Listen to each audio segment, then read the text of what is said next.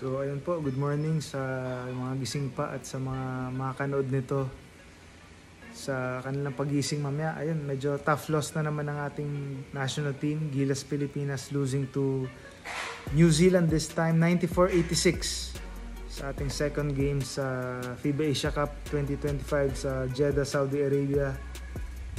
0-2 na po tayo sa ating group stage campaign after that loss to Chinese Taipei sa ating opener. So yun, 3 questions po ulit tayo. Mabisang 3 tanong lang na mga kailangan sagutin ng Gilas bago sa ang kanilang final group stage game against Iraq on Saturday. So first question natin, sino ang makakapagbigay ng consistent offense outside Justin Brownlee and Dwight Ramos?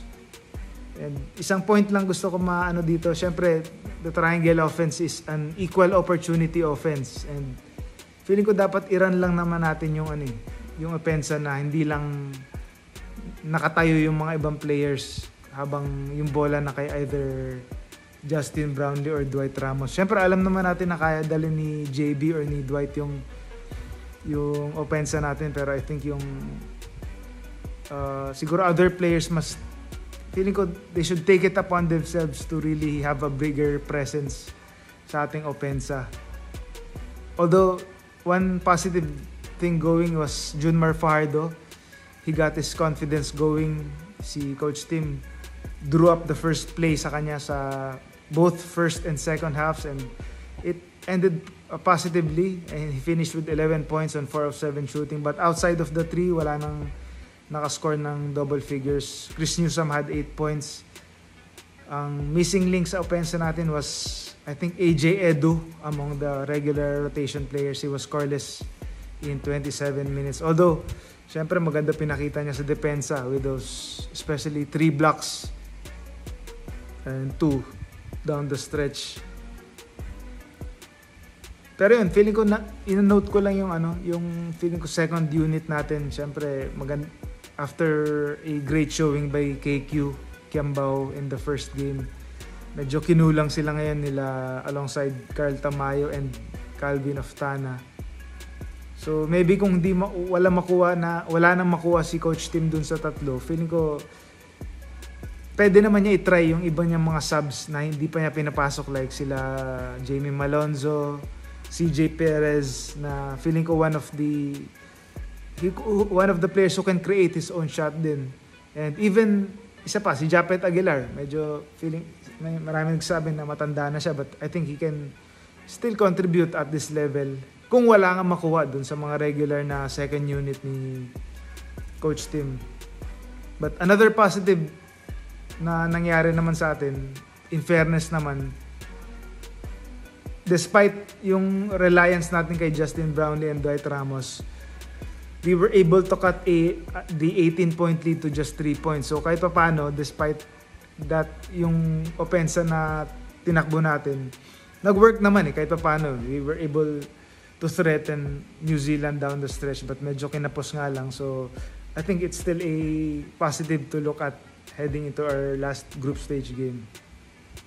And question number 2, how can Gilas defend better?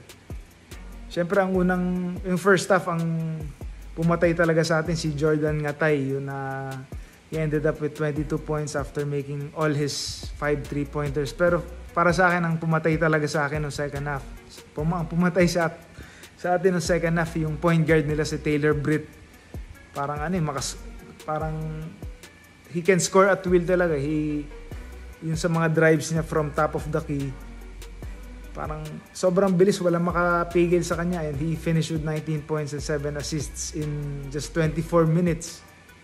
So, syempre, ang first na titingnan natin dun, yung mga primary perimeter players natin, perimeter defenders. Pero syempre, may mga magsasabi na naman na dapat merong mga players na dapat pinalitan or dapat nandun para mas maganda depensa. Pero wag na muna tayo maghanap ng mga players na wala sa lineup. So kung sino na lang yun nandun sa lineup ngayon, sila dapat yung mag-step up. And syempre, yun nga, titingnan natin yung mga primary perimeter defenders natin. And I think one way na they can defend better is siguro mas maging physical sila sa mga attackers ng mga playmakers ng ating kalaban bago pa sila umatake. Kumbaga i-prevent na natin yung bago sila maka gain ng steam bago yung kanilang drive. Kumbaga physically na natin na not fouling just solid physical defense para ma-prevent yung kanilang mga yung mabilis na atake.